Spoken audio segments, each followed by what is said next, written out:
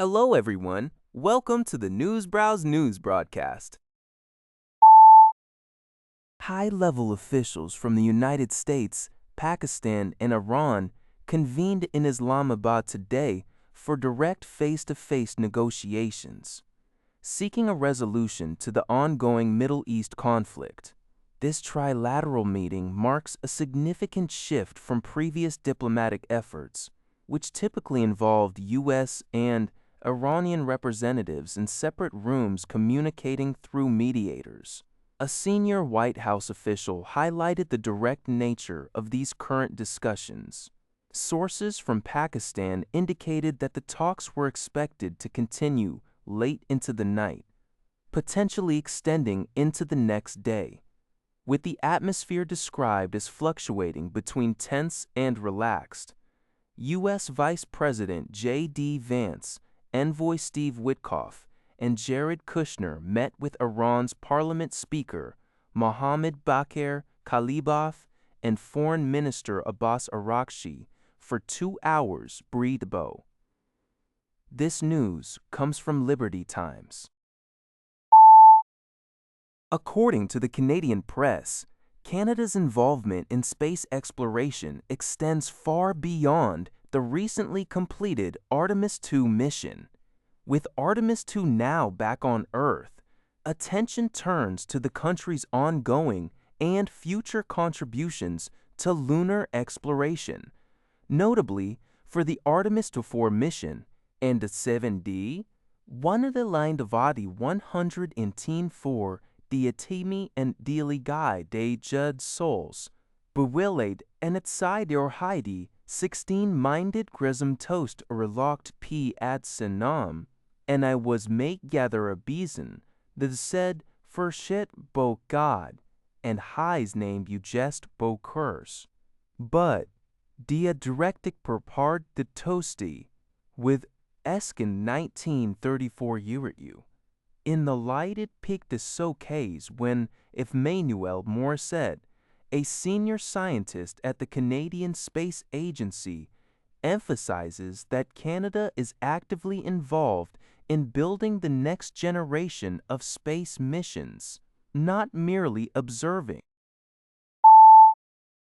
Amidst the ongoing conflict between Israel and Lebanese Hezbollah, representatives from the United States and Iran have reportedly resumed a new round of negotiations in Islamabad, Pakistan. According to Iranian sources cited by Singh Tao, Tehran presented several firm preconditions. These demands include gaining full control over the strategically vital Strait of Hormuz, the unfreezing of all Iranian overseas assets and accounts by the U.S., and a request for the U.S. to cover Iran's reconstruction costs, explicitly excluding American companies from bidding. Iran also seeks an immediate cessation of all attacks, particularly those targeting Lebanon, and the right to possess and utilize civilian nuclear energy. While Iran claimed the U.S. agreed to unfreeze some assets, American officials have denied that Iran will have access to these funds in the foreseeable future. The talks commenced shortly after continued Israeli airstrikes in southern Lebanon resulted in casualties, including medical personnel, adding to the instability surrounding the negotiations. Furthermore, the Strait of Hormuz reportedly saw increased supertanker traffic, underscoring its critical role in the unfolding regional dynamics. Xinhuanet reports that conflicting accounts have emerged regarding the presence of U.S. Navy vessels in the Strait of Hormuz. According to a report by Axios, citing an unidentified official, several U.S. Navy ships crossed the strategic strait on Saturday. Axios noted that this movement was not coordinated with Iran and marked the first such crossing by U.S. warships since the beginning of the ongoing conflict. However, Iranian media presented a different narrative, stating that no U.S. vessels had yet crossed the Strait of Hormuz. Instead, Iranian reports claimed that a U.S. destroyer had turned back from the strait following a warning from Iran. Greenland Prime Minister Jens Frederik Nielsen has sharply rebuked former U.S. President Donald Trump's latest remarks, where Trump referred to the Arctic island as a big, poorly run piece of ice in a social media post criticizing NATO.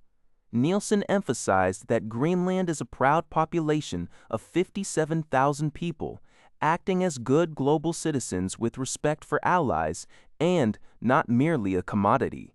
He called on NATO allies to stand united in defending international law and the post-war geopolitical order against such challenges.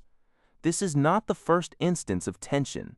As Nielsen had previously stated, enough is enough in January 2026, condemning Trump's repeated threats of annexation and a disrespectful social media image of Greenland under an American flag.